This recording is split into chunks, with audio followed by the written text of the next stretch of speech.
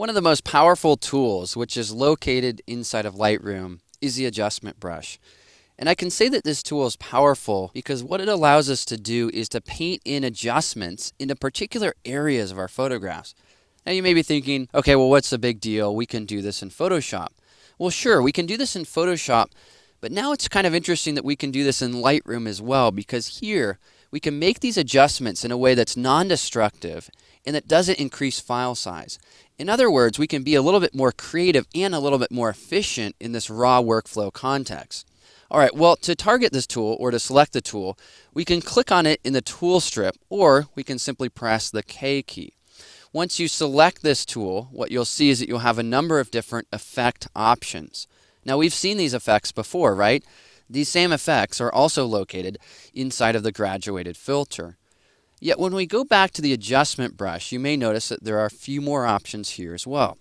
We can now define a couple of different brushes as well as a brush that allows us to erase. Well, what are these settings down here? Well, what I want to do in this movie is introduce us to how we can begin to work with this tool.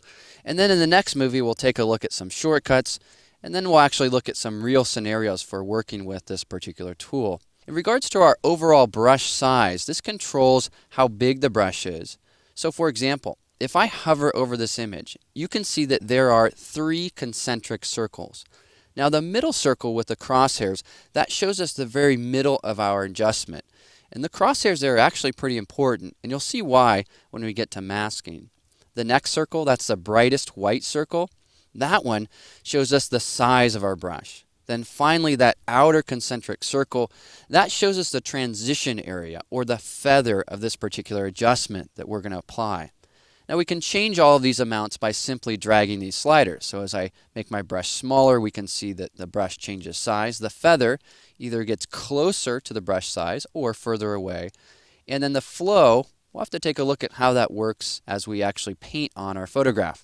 All right, well, I'm going to choose a relatively small brush size, and I'm going to decrease the exposure by 4 stops, and I'm going to exaggerate here so that we can learn how this tool works. All right, well, if I go ahead and paint, we notice that we have a nice deep black line there. Negative exposure, 4 stops. Well, I can change that by dragging the slider to make it brighter or even darker. Now, this current setting that I have here is a small brush size, or relatively small, and with a high feather amount.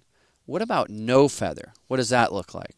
Well, in comparison, you can see that I have really harsh edges, no transition at all. So feathering allows us to create brush strokes that are a little bit more smooth. And many times, especially when burning and dodging or correcting tone or exposure, we need that extra softness that feather can actually give us. All right, well, let's reset this for a moment and bring everything back to normal. What I want to do now is take a look at flow. So let's increase our feather because typically we'll have a pretty high feather. And let's take a look at the different options for flow. If I decrease my flow significantly, what will happen is as I paint once, we won't see much of an effect. But as I go back and forth across this, we're going to see that that effect will slowly be built up. Now, how quickly this happens depends on my flow. Let me increase the flow setting here and do the same thing. I paint once, twice, 3 times. Now I'm already much higher than I was before.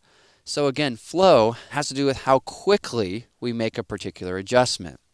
Well, let's delete this adjustment, and let's do so by clicking on this pin here and then pressing the delete key. All right, well, what about density down here? Well, I like to think of density as overall intensity. Let me explain. Let's go ahead and bring our flow all the way up. And I'm going to make the brush size just a touch smaller here. Now, when I paint once, we see that we have this really intense darkening effect. Now, when I decrease the density, or as I like to call it, the intensity, what will happen with that same brush stroke, it's not quite so intense. And no matter how many times I paint back and forth, it can never go above this particular setting. So the density kind of trumps all. And this is true whether we have a low flow or a high flow amount. Let me show you what I mean. Well, let's delete this adjustment by pressing the delete key. I'm going to decrease my flow here and increase the density all the way up. So now when I paint back and forth, you can see that I'm slowly building this up, and I can get this to be 4 stops darker than it was in regards to the exposure. On the other hand, if I decrease my density, say to about 50% or so, and then go ahead and paint back and forth, what's going to happen is it doesn't matter how many times I paint back or forth, it's never going to allow me to get higher than this overall amount here that I've defined with density. All right, well, so far so good. What about auto mask? Well, auto mask is actually really interesting. Let's delete this adjustment for a moment, and let's choose another effect. I'll double click the exposure slider there, and I'm going to go ahead and desaturate 100 points. And I'm going to increase my flow so this happens really quickly. Density, bring that all the way up. All right, well now if I paint across the image, you can see that I'm simply desaturating the entire image. It doesn't really matter where I'm painting or how I'm painting, everything is desaturated. Well, on the other hand, what we can do is, if we delete this adjustment, is we can turn auto mask on.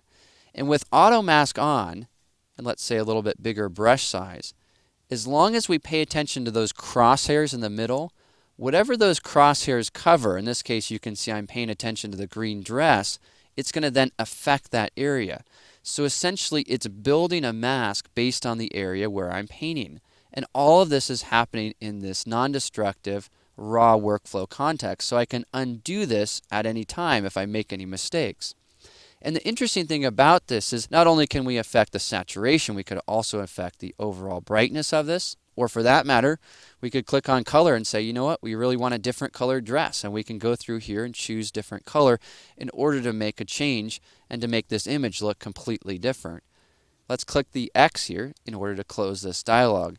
Here is our before and then our after. So the point here isn't to say that you're always going to change colors of different things. But the point here is to show you that auto mask can allow you to target a particular area of your photograph. All right, well now that we've been introduced to this tool, let's go ahead and take a look at some of the essential shortcuts for the adjustment brush, and let's do that in the next movie.